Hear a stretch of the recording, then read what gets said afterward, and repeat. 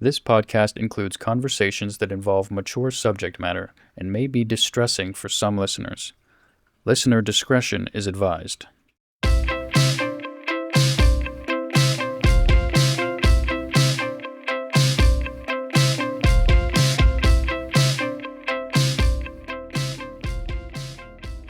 Hi friends, welcome to Mind Point, a mental health podcast. I am Michelle and we are joined here today with Sarah. Thanks, Michelle. I'm Sarah. I'm a lived experience addiction counselor. I've got a number of letters after my name, but the most important part, I think, of my journey is the fact that I am lived experience. I have experienced addictions and recovery and understand the joy, the peace, all the amazing things that come beyond that. So me and Sarah have known each other for quite some time. Yeah. I was thinking this morning, it must have been 7 years ago, something like that. Yeah, my first time when I came to detox, I was about 22. Mm-hmm. I'm 33 years old now. Oh, wow. So Okay. I've been in and out for quite some time. Mm-hmm. Yeah, so I think it was when you started being the manager. That's where we probably would have met for the first time. Yes. And then I remember when the Center of Hope started the Recovery Community Center, and you were the first one, right? I was the second The person second resident to ever get Okay. accepted. Yeah. What a journey. Yeah, at that point, I was the lowest I had ever been. I had been on the streets at that point for almost 3 years. Wow. I had withered away into nothing. I had flesh-eating virus. My teeth were falling out of my face. And at that point, I wasn't even using anymore. I just wanted to die. And so when the RCC kind of opened up, I felt like this was like my real chance. This is a chance for me and to try to live. Mm-hmm. Yeah. Mm-hmm. How hard did you find the transition from being unhoused to a supportive wraparound community like the Recovery Community Center? I found it very, very difficult because for a long time, I wasn't doing laundry. I wasn't taking care of my hygiene. Mm-hmm. I wasn't doing anything that, a normal, everyday person would do. So it was like relearning all these like basic things. So it was really difficult, but I'm just glad that I had a space where folks were very, very understanding of where I was coming from. Mm-hmm. Yeah. Absolutely. I can only imagine that transition, and that's why, I've seen that a number of times in my various years working in community agencies, not always with the unhoused population, Yeah. but the idea of if we can just get them in a secure building, a home, a recovery community center, then everything will be better.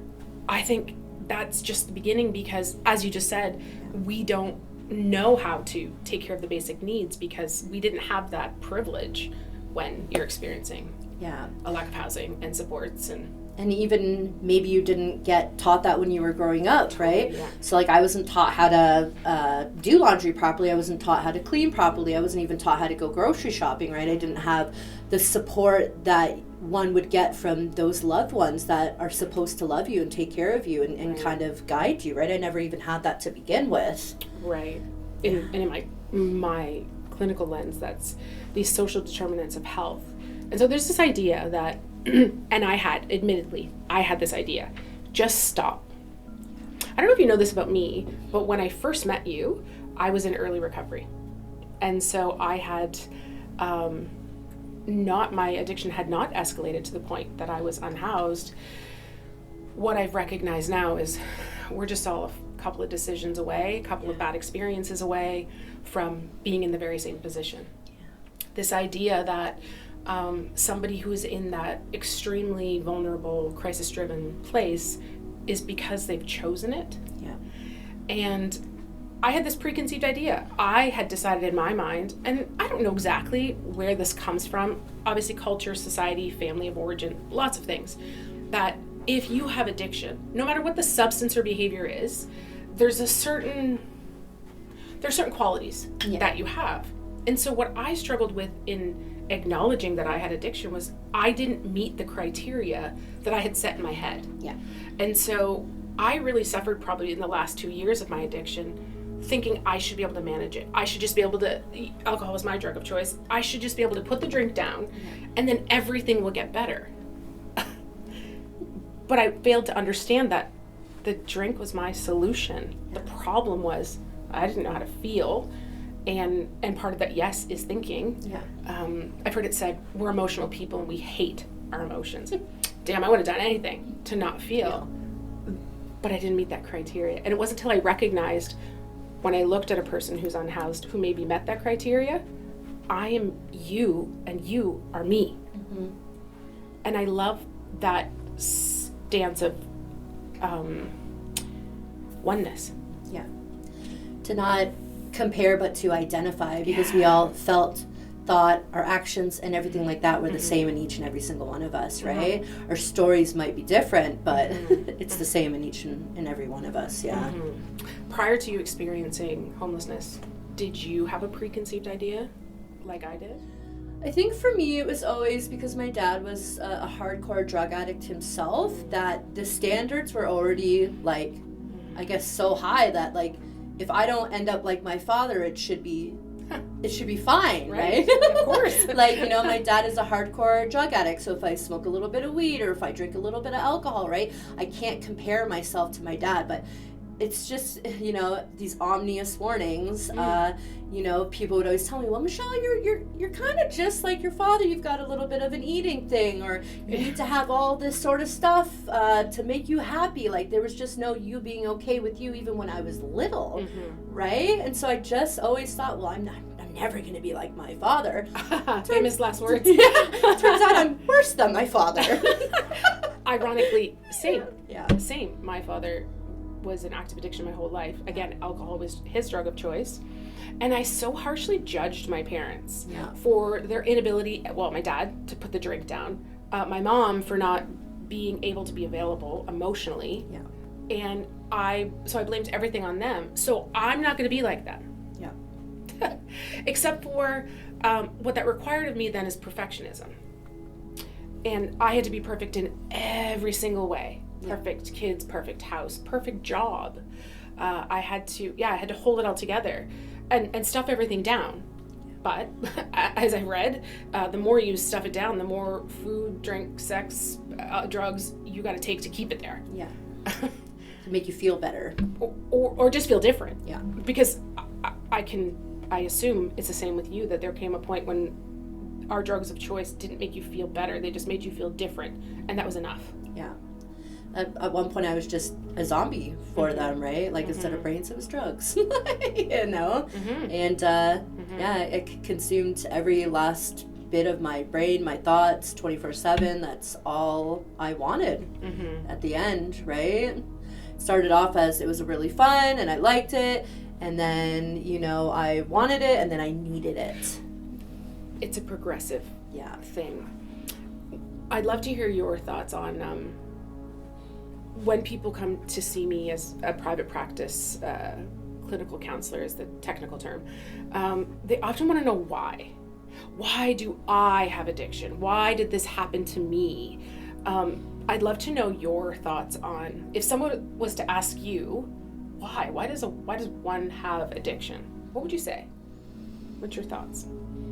I mean, it's all different in everybody, right? But at a certain point, you cross this invisible line where, for, you know, a time it was the power, it was the solution. It's what made you be just okay with yourself. And because for me, like, I hated myself, right? I had all these external things that were happening that I didn't know how to deal with and I couldn't deal with. And so having a drink or having a drug, like, took me out of there. It made me feel okay with myself for the first time, if maybe ever. And for a long time, I blamed everybody else. I was the victim. It was my dad's fault for becoming a drug addict. It was my mom's fault for not continuing to love my dad and not showing me the love that I deserved. It was my sister's fault for leaving me. It was my grandmother's fault for not caring about me, right? It was everybody else's fault. And it wasn't until, like, you know, 5 years ago when I really clued into the fact, well, no, Michelle, like, you did this to yourself and you continued to do this to yourself and you ran your life into the ground. Do you think the why helped you? Your understanding of the why has helped you? Or was it the recognition of where you were at that moment? Yeah. Everybody always the big why. Why? Well, this is what I mean. And I guess the reason I'm asking these questions is because I don't think you can answer it. No. Not because I'm trying to stump you and be a jerk, but when people come and talk to me, it's I need to know why. Yeah. My question back to them is, why do you need to know why? Yeah. What difference does that make? Because you're sat in here in my office for a reason. Something's happening for you that you're here. Yeah. And so we can, is it disease? Is it a mental illness? Is it a result of trauma? Is it A, B, C, and D? Yes. Yes. So do we need to know exactly which one it is, or do we need to then start connecting? Yeah. Because when we're in active addiction, we are not connected to self. We're like, I imagine like we have these plugs and we're just like unplugging everything. I don't know myself. I don't like myself. I don't want to feel, and everybody else's fault. Like we're the hero or the victim. We don't like in between, one or the other. And so I think it's this almost impossible question to answer. Why? Yeah. It definitely is, and I think now that I've got like a few years under my belt, it's okay for me to like kind of think of these things, but I don't let it consume me, right? Like maybe this was it, or maybe it was that, but I don't sit in it, and I don't let that steer who I am today. And I think that's it. It's not that we can't reflect back. So, example, did this result from trauma? If so, when I have developed the capacity and the coping skills to actually dig into some of that, then I can. It's not to say, well, like, oh, it doesn't matter. What I mean is that in the moment, in learning how to live a life without substances or behaviors, at that moment, it doesn't matter. No. It's like, how do I develop these skills so that when I'm ready, I can go back and look at these things and it won't start me all over again. Because I can't go back and dig up my trauma and these hard things, these awful things that have happened to me without a solution, which is what our substance or behavior, as you said, is. I need to have really good coping, really good people, all of those things in my life, like the bio, psychosocial, spiritual. I need to have all of that at least beginning and strong before I can start to heal fully. Look at it in all of those. Absolutely. Yeah. So I don't know if you can talk about this. What do you do now? Where are you working? What's your day-to-day life now, being a person who's working in the field, housed, in recovery? Yeah. And who would have thought I ever would get to this point either? Where I'm just I did. Like, Girl, I did. Yeah, I never did. Right? Yeah. I thought it would have been dead quite some time ago. Mm-hmm. But yeah, day-to-day life, I wake up super early.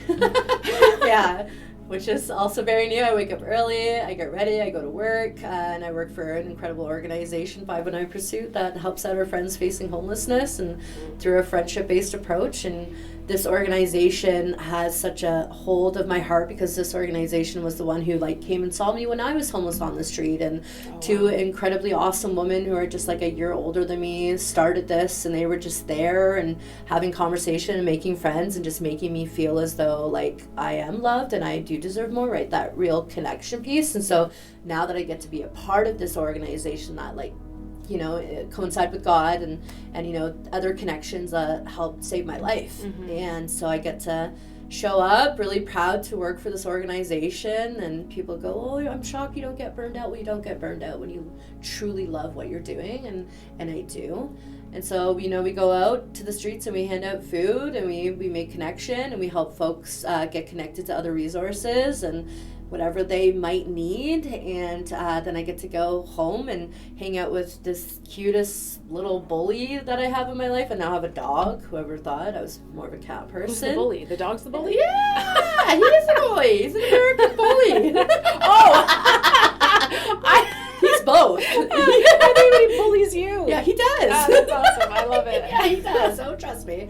And then, you know, with the 12-step program, I get to do stuff with that, and I get to be connected and go spread my message to those who don't know that there's hope yet. And yeah, my life just revolves about that opposite of the selfish and self-centeredness, which is that selfless, right? Just being a woman that, you know, I always dreamed of being, the woman I deserve to be. I remember hearing long ago, long before I was even ready to reflect on my own addiction. I don't even know if I was in active addiction at that point, but I remember hearing a woman, a leader say, everything I wanted and needed, I must now become. Yeah. And I think, at least in our positions, that's the beauty, because we have been able to do that. We've been able to heal those parts of ourselves and show up for people in ways that, and for ourselves, in ways that when we were maybe young or whatever couldn't show up for us. What a gift. Yeah, and just continuing to show up for myself, right? And so, you know, with the time that I have now, I've been able to quit smoking cigarettes, and I've been able to quit vaping, and I don't drink coffee anymore. And it's just like, you know, a step and a step and a step just to continue to be the person that I want to be as well, which has been really eye-opening to do as well. Yeah, I think it's important to point out that isn't a day one thing. And again, I don't know if I can segue into this, but one thing that I think is often not spoken about enough and under-supported, at least in our city, is the people who are impacted by our addiction. Our loved ones, our family members, our friends. Yeah. And the impact that our addiction has had on them. Not in a way to shame us, but more in a way of understanding that it is more than just us that are impacted by this. And the pressure that we feel as a result of the relationship we have with them to instantly make it better. Yeah. So to point back to this idea that you're now how many years into recovery and reconnecting with self, and you're at a point where you can make these decisions to say, I don't want these other substances. I want to be a different version, a healthier version, whatever that is. Family members and friends struggle to understand that is a long process. Yeah. It's not just put down the substance and everything is better. It's this, like I said, reconnecting back to self. And that can be really hard for our family and our loved ones to understand. And then also for them to realize that they have their own healing to do, and they have their own parts that we've all played in this. And it isn't about blame. Yeah. Everybody has shown up how they show up based on what they know at that moment, the best they can do in that moment.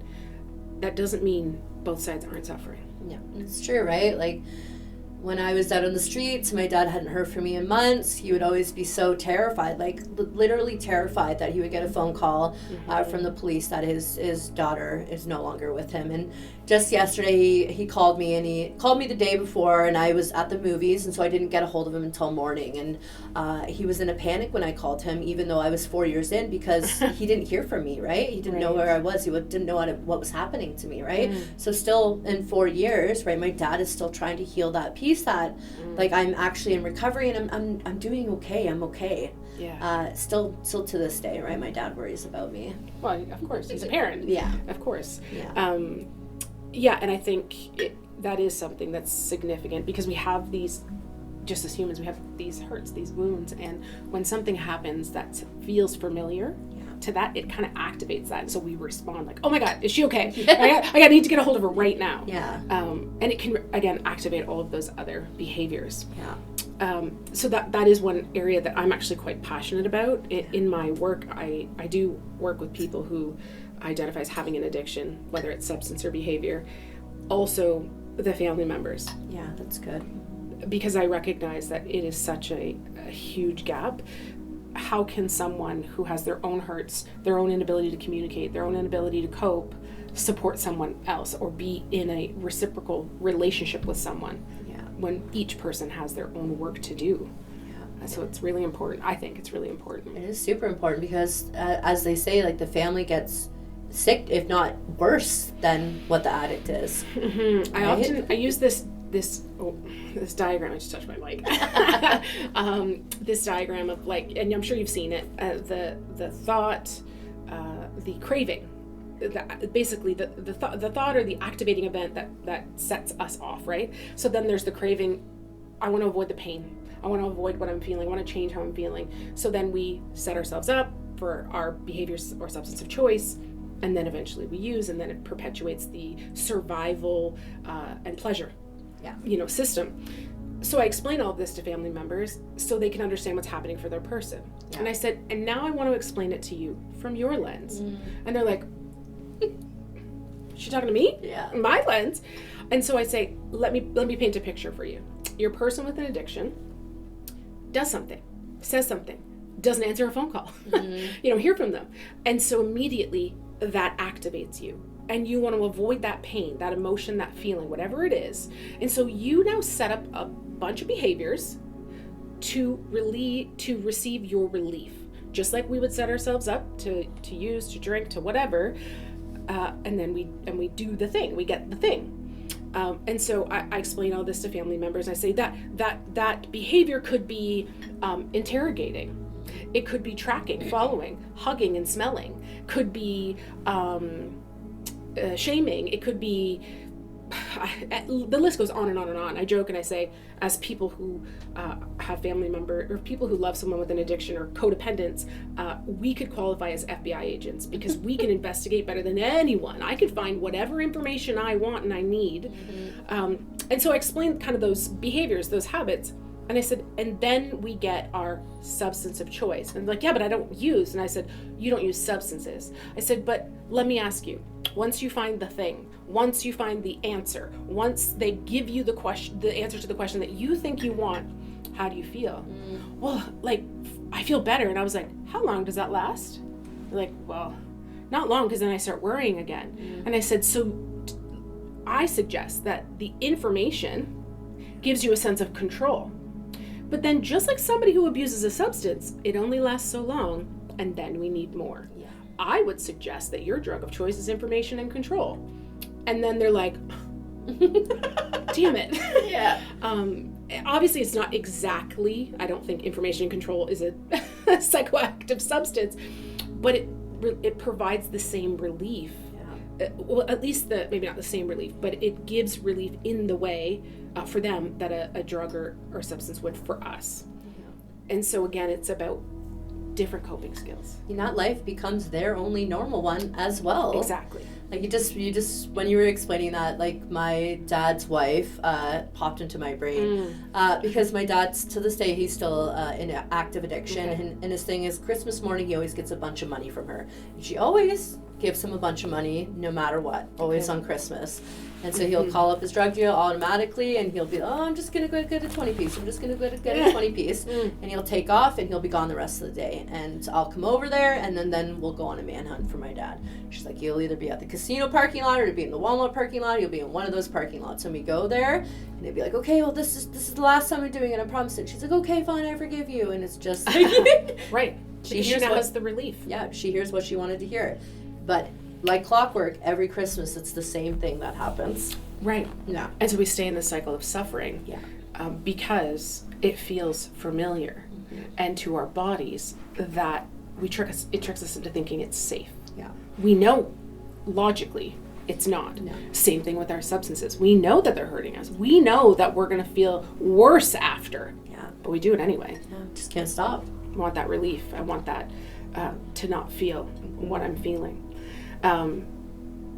I'm fortunate. Yes, fortunate. I often tell people addiction's the best thing that's ever happened to me because it's forced us to look within and heal those parts. And we get to show up now as people that we love. Yeah. I am a person with an addiction. I also highly identify with codependent behavior. And my loved ones, I was a really good FBI agent.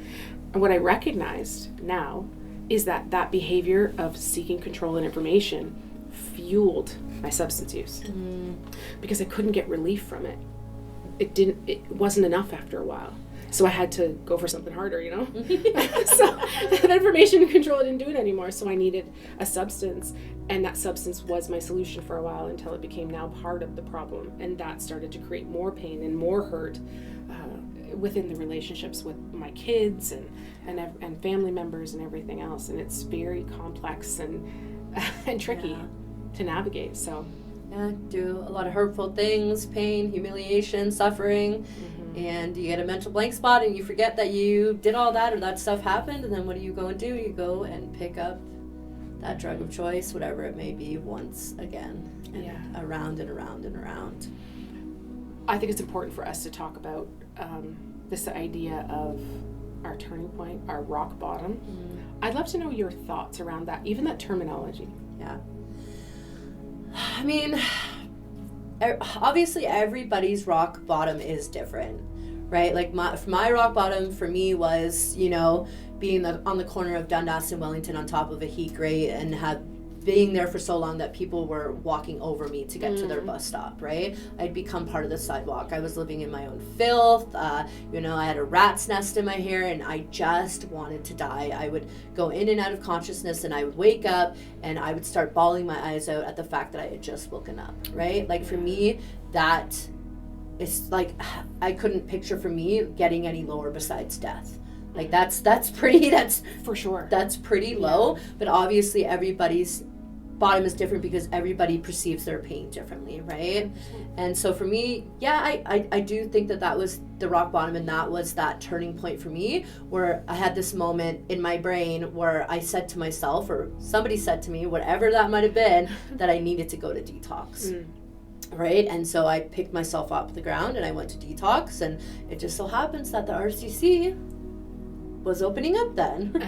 Right? It just so happened. So happened. Yeah. So, yeah, I do believe that was a rock bottom for me, and could it have gotten worse? I think it can always get. Yeah. Well, I mean, in your circumstance, it was pretty bad. destitute. Yeah. I mean, obviously death is the worst if that's not truly, you know, that's not the solution, right? For us. I find it an interesting concept of rock bottom. Again, I know I keep going back to this, but it's an idea I think that actually is a barrier to family members because it propels people to engage in tough love. Yeah. And so if we are people, us with addiction, and we don't know how to cope with our emotions, all of the emotions are, I'm sad about this, happy about this, angry about this, you know, all that. Shame, it's the only one that says that I'm a POS. Yeah. It's the only one that goes in. How are we supposed to cope with that? So then when a loved one, well, I'm not going to talk to you anymore, or I'm going to be harsh, or I'm going to label you these things, or I'm going to intentionally shame you because you need to hit your rock bottom. Yeah. In my experience, that doesn't work. No. At all. No. I think it alienates people, it isolates people, it perpetuates the addictive cycle. I think it drives us further into, well, I already suck. I'm already a POS, so YOLO. Let's just go because I don't matter. Yeah. And so, again, family members will ask me, well, what do I do then? I said, first, understand addiction. Yeah. Understand what's happening for your person. Boundaries. Let's talk about your values. What are you willing to participate in or not? So you gave an example of every Christmas, Dad gets a handful of cash, and now we're on a manhunt for where he is. For, you know, his wife, or even for you, it begs the question, what are you willing to live with? Is that something you're willing to continue to participate in? Or does it come to a point when you're like, I love you, Dad. These are your choices. I hope, you know, I'm here if you want and need that support. I'm not going to come rescue you though. And so we have these conversations because it's about being supportive for our loved one, but it's also about taking care of us. Yeah. You said earlier, you know, we think it can be, you talked about self-care and selfless and selfish, and I think we throw these words around a lot. But I think, actually I know, in my experience anyway, it's self-full. If I have boundaries, if I take good care of myself, I'm actually going to show up better for the people that I love and the people I want to help. But if I continue to abandon myself, and I'm not saying that's what you're doing with your dad, I was just giving an example of that might, if you ever came to that point, that was a betrayal of your values or you were abandoning yourself to do that. I think those are questions it's important for us as family members to ask ourselves. Am I willing to continue to participate in this? That does not mean shaming, cutting off. It just means this particular behavior isn't what I actually want to be a part of anymore. And so I'm going to change my behavior because I can't control yours. So I'm going to change my behavior by not participating. And that's in fact a boundary. Yes. It's not about coercing someone else to change their behavior, saying, I'd like it if you didn't, but I understand maybe you can't or you won't or you don't want to, whatever that might be. but I now have to change mine. Yeah, because I'll never change my dad's behavior. That has to come. Only he can. Yeah, that has to come from my dad. Yeah, absolutely. And that's what the same with me, right?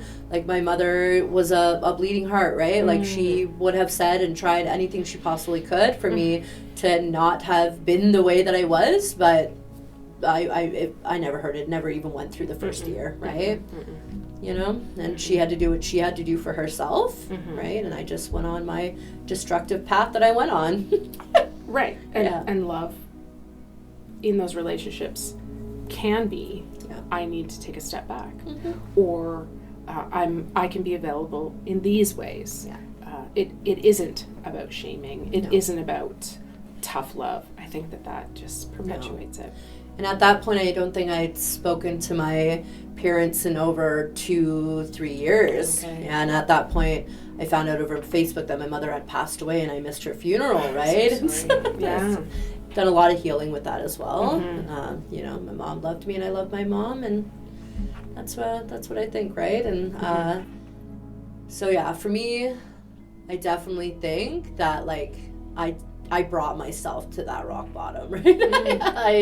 I got myself there rather quickly too. Yeah. Yeah. Once again, I just think it's so different for each person how they arrive 100%. Where they arrive.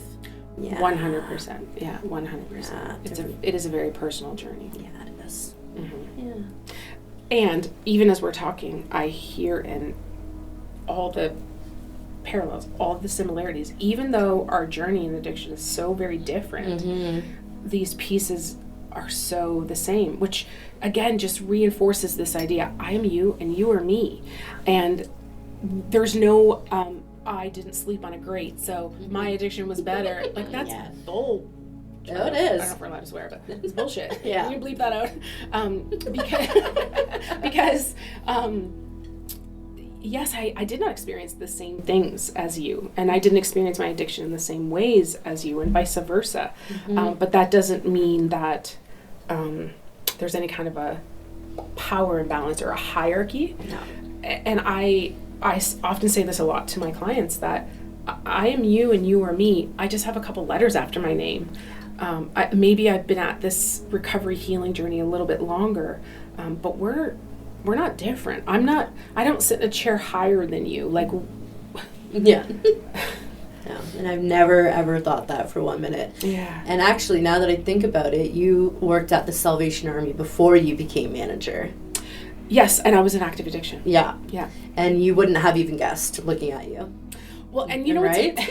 Michelle, what's amazing about that is my active addiction period or career was not very long.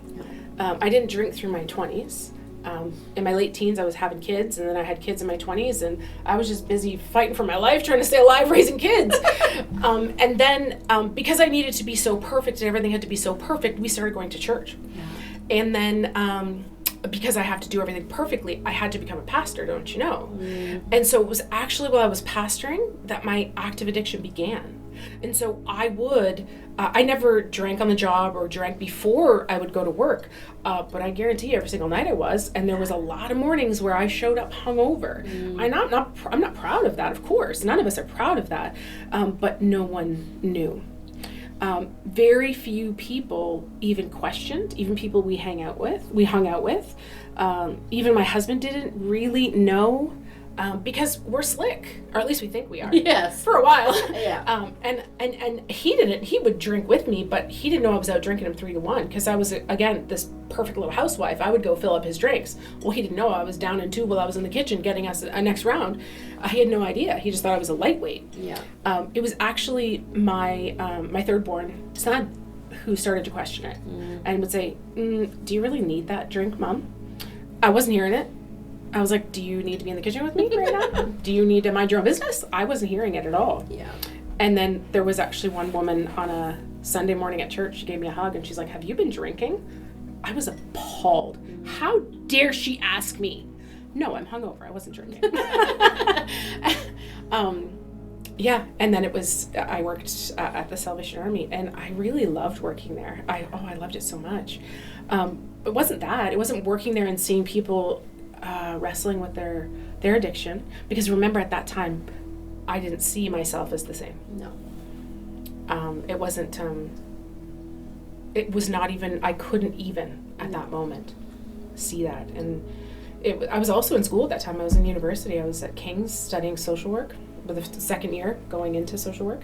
And it was during that period of time that I had, the clarity, I guess. I had been really contemplative for a few years, like, is this a problem?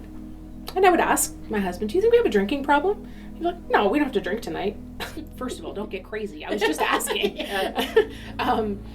So I would think about it a lot. And I, of course, compare it to my dad.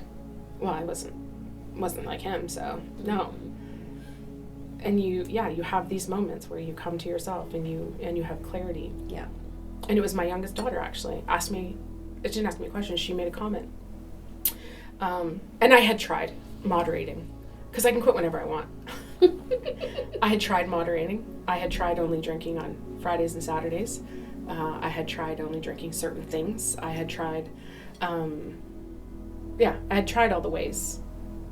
But then when the alcohol would run out, I would rummage medicine cabinets or look for something else so I could just fall asleep and not have to sober up before I fall asleep.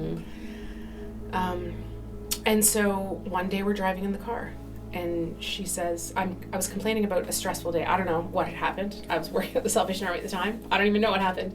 And I was just kind of like griping and moaning. And she was about 8 at the time. And she said, Dad, Mom's had a bad day. We should go get her a bottle of wine. And it hit me because of my 4 kids, she is adopted. I have 3 biological children, and she's adopted. Her parents struggled in active addiction, and so we adopted through Children's Aid Society. And of course, when we adopted her, I thought we were like these really great people, and we're helping this beautiful girl, and now she's part of our family, and I love her so much, and I do. And so I thought, we're rescuing her from this. We're rescuing her from addiction. Oh my gosh, she's gonna have this really great, beautiful life. And then she says, let's go get Mom a bottle of wine. There was no air left in my lungs. I thought, holy hell, I'm just showing her a different way to do it. And, I wish I could say that was it. That was the last time. Yeah.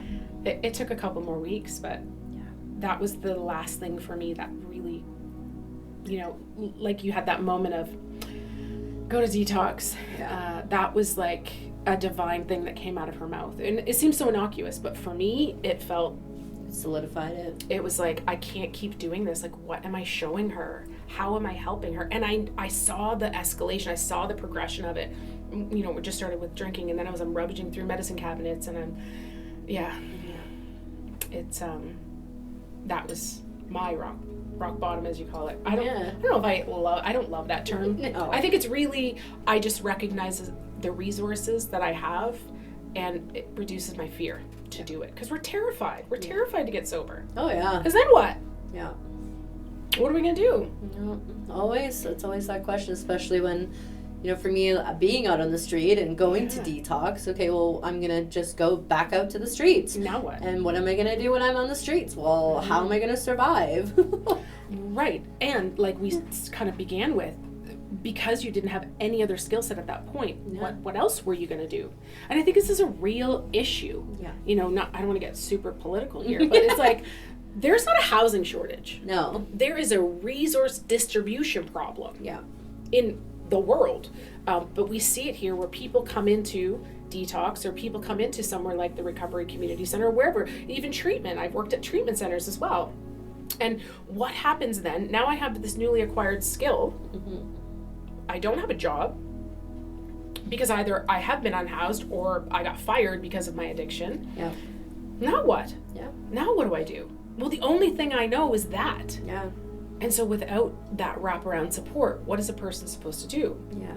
You need that wraparound support. I needed connection. That's right. I needed somewhere to feel safe. I needed somewhere for people to say it's okay, right? For you not to know. Yes. Just to be.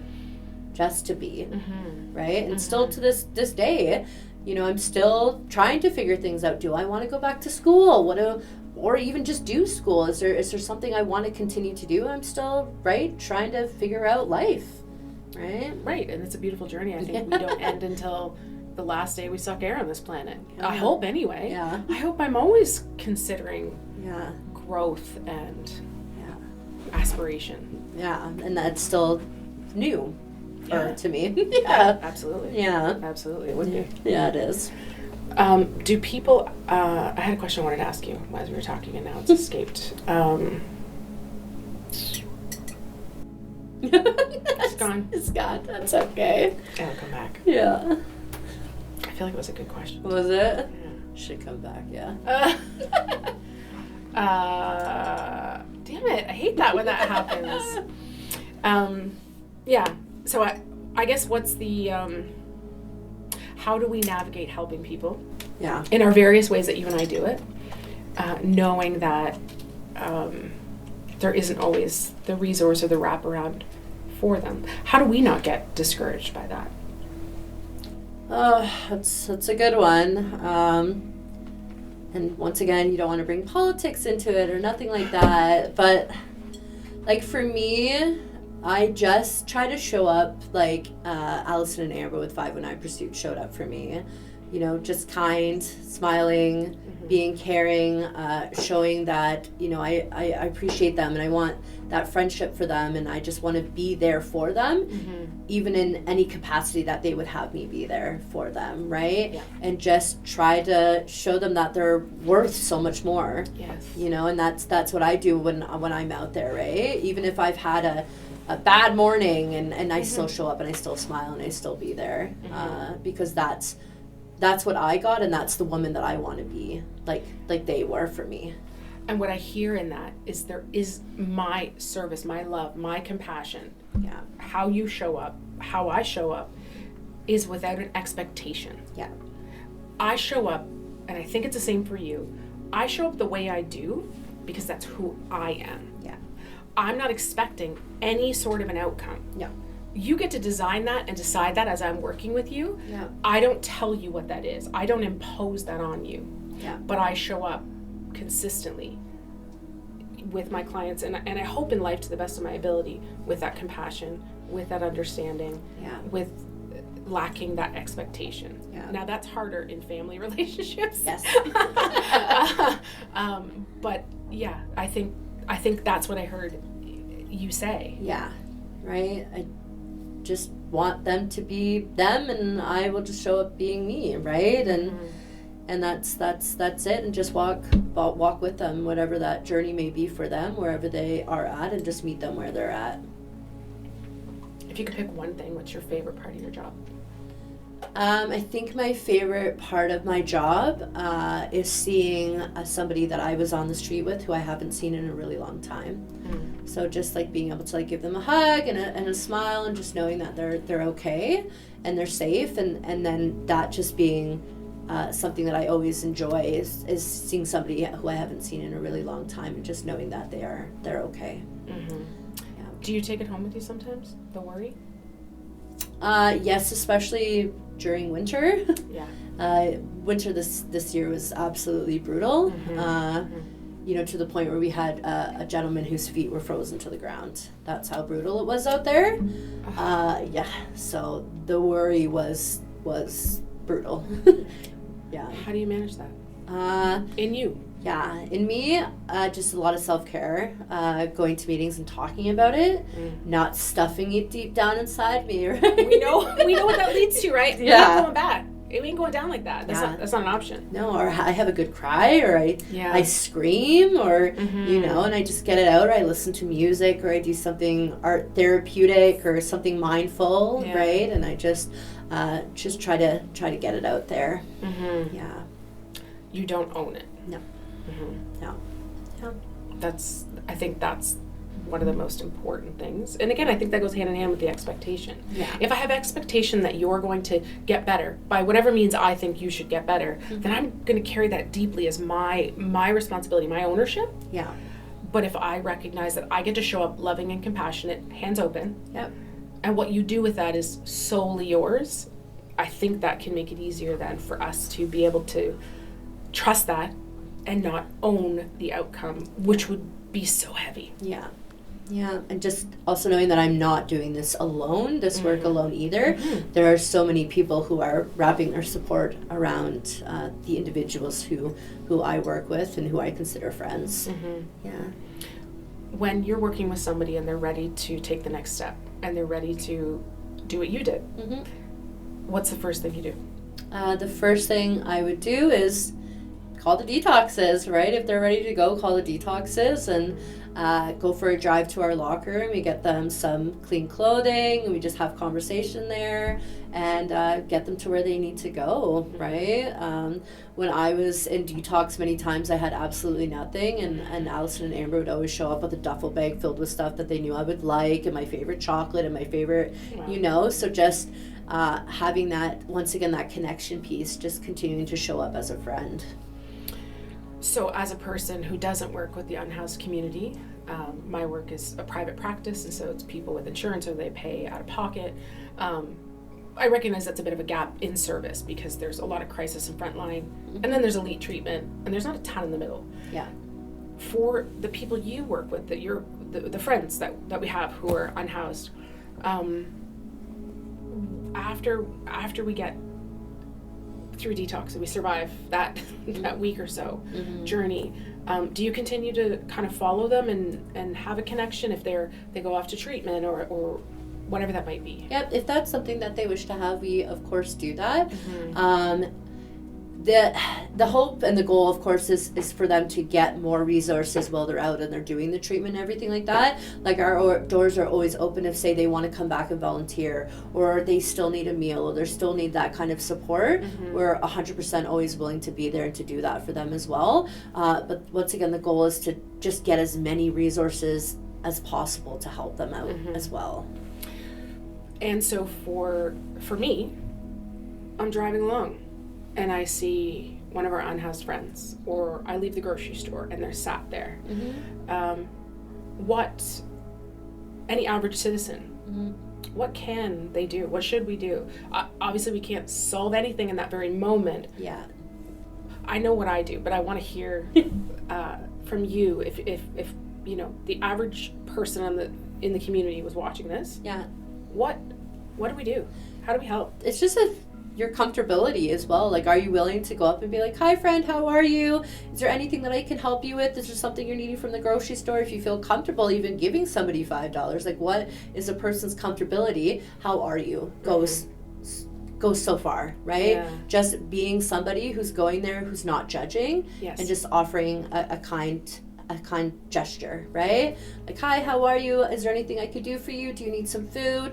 Maybe you have a couple $5 gift cards on you, right? People tend to have $5 Tim Hortons gift cards handy on them because they can go get a coffee, they can go get a donut, and they can have somewhere that they can sit and just be for a time and use a bathroom, right? So it's just all in the comfortability. And say this is an individual you see every single time you go to a grocery store, well, you can start to build some sort of rapport with them too, if that is what you want to do, right? Because for the long time, I always was made to feel almost like dirt under somebody's shoe. Like, they would cross the street when they saw me, like, sitting on a curb or sitting in front of a storefront, right? They would walk away, or they would, like, avert their eyes so they wouldn't make eye contact. I'm glad you addressed that, yeah. I want to talk about that. I think that's really important. There's lots of times I don't have cash on me, or I don't have things on me. And so I think people feel obligated. If I can't tangibly give you something in the moment, then I don't want to have the discomfort of looking at you and feeling bad about me not being able to do that. And so I think it's really important, and I think you've just validated that. If you don't have anything to give, you have you. Hey, what's your name? Do you know how to get a meal? Do you know where some of the places are to get a meal? Do you have a place to stay? Do you know where the shelter is? Hey, I'm Sarah. Can I sit with you for a minute? Just being human and compassionate. If you don't have something tangible, that's okay. But don't ignore. Don't ignore, right? Because, like, we're constantly getting ignored. There were so many times that like, I really wish that somebody would have had just, like, a conversation with me. Yes. And I think it goes back to this stigma of it's a choice. Yeah. You're choosing to be addicted to drugs. You're choosing to be homeless. Nobody wakes up in the morning and chooses any of those things. No. Absolutely not. No. Unless there's literally no other option. And that's what it does come down to. Yeah. There's no other option for this individual, for whomever we're speaking about. And so there's this idea that, well, you're choosing that life. Yeah. Why don't you just go get a job? Right, but it's pretty hard to show up at a job when you can't take a shower. And or you don't have clean clothes to wear. Or you're carrying your whole entire life on your back. Exactly. You haven't slept in days. There's no safe place for you to even sleep, right? And this is the thing, is that because we just don't want to look at it, right? Ignorance is bliss, truly.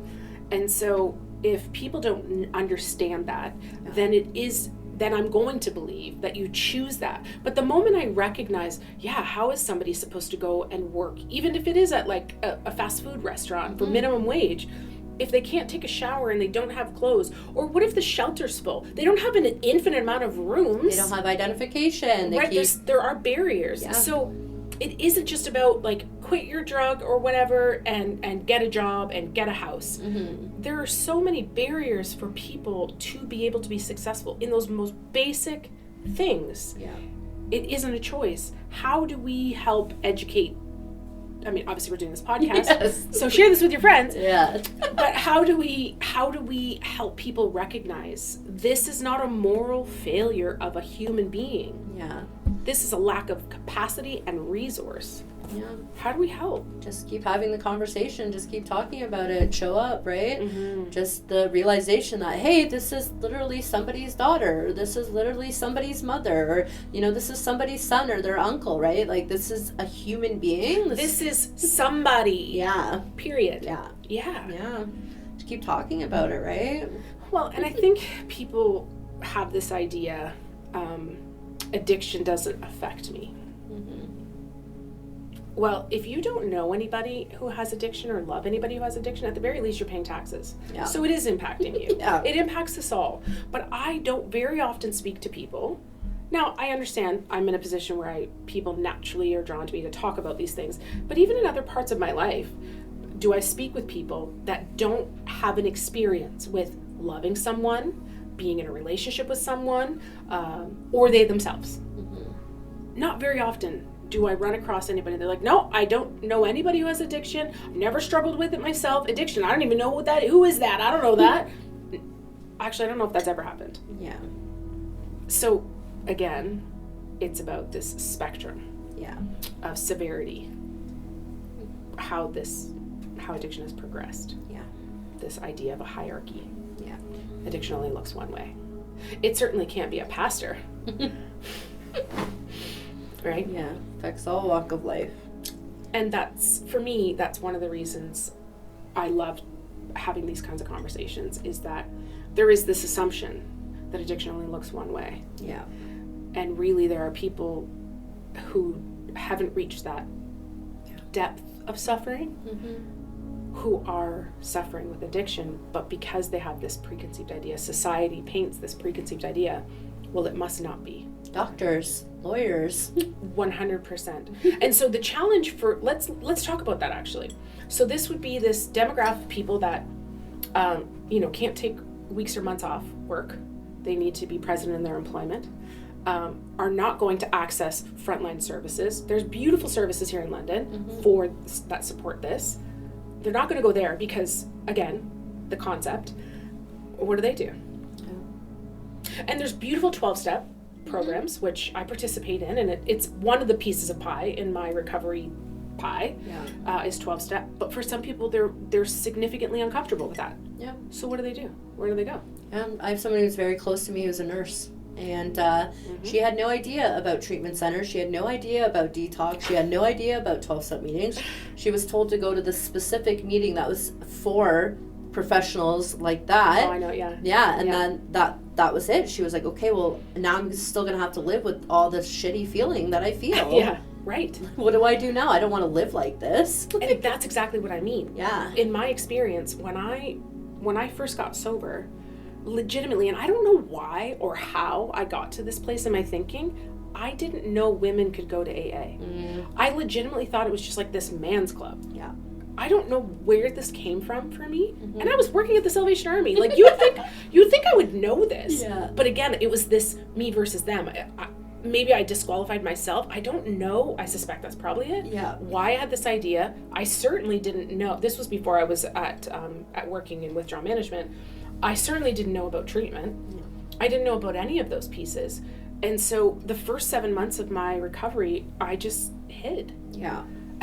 I went to work and I came home. And my poor family, I was a nightmare because my solution was gone. But I still had all the feelings. Yeah. It was awful. Yeah. And I think that there's a lot of people in our society who are suffering in these ways and don't know, like your nurse friend, that there's all kinds of supports available to them that are, some of them are even covered by their benefits. Yeah. But they don't know about them. No. And so that's why I love talking about these things and showing that there are different forms of addiction and create visibility. Yeah. So people can watch this for an example and they can identify with your story and be like, oh my gosh, I want what she has. I'm going to do the things she did. Yeah. I resonate with that. And then there's people who are going to look at me and be like, oh yeah, I identify with that. I didn't know that I could say this out loud, or I didn't know that. I thought you had to look a certain way or behave a certain way. But no. If it wasn't for the individual who actually worked at Detox, his name was Lars. If it wasn't for him living in the same building that I lived at with my face gushing blood, asking him that I needed help, and him directing me to Detox, I don't think I would have known about Detox. I don't think I would have known that resource was out there, especially even for our friends out on the street. Yes. They don't know, right? Really? Yeah, there's a lot of them that probably don't know, and that's the same with like any walks of life, right? These resources aren't screamed from the top of people's lungs that they're out there. I don't think I would have known. For me, it wasn't until I told a friend that I worked with, I finally worked up the courage to say, hey, I'm a I had to like really work. I'm an alcoholic. And they were like, oh really? What meeting do you go to? And I was like, meeting? Yeah. What meeting? Like AA. And I was like, I can go? Yeah. I visited Detox 28 times. Wow. Right? That's because I knew that was a safe place that I could go. Brilliant. Right? Yes. I love that. Yeah. What are some other safe places for anybody who's watching this? I know they've got some kind of like mental health spaces that you can go overnight. Now there's many more detoxes around our city. Well, there's London Detox and there's St. Thomas Detox. There are safe spaces that you can go. Say like at the Arc, you can have conversation with people there. You can have conversation with people at London Cares. They've got some drop-in centers there. So there's a lot more, I feel, as though resources now than there was when I was out there. And I think that's the beautiful thing about this organization is that they want to continue to shed light on these agencies and on opportunity for support. So I really look forward to what Love Yourself Canada has coming up this year. Yeah, me too. To highlight some of those things. Yeah, I agree. It's going to be good stuff. Really good stuff. Yeah. Thank you so much for spending time with me today. Thank you for joining us at Mind Point.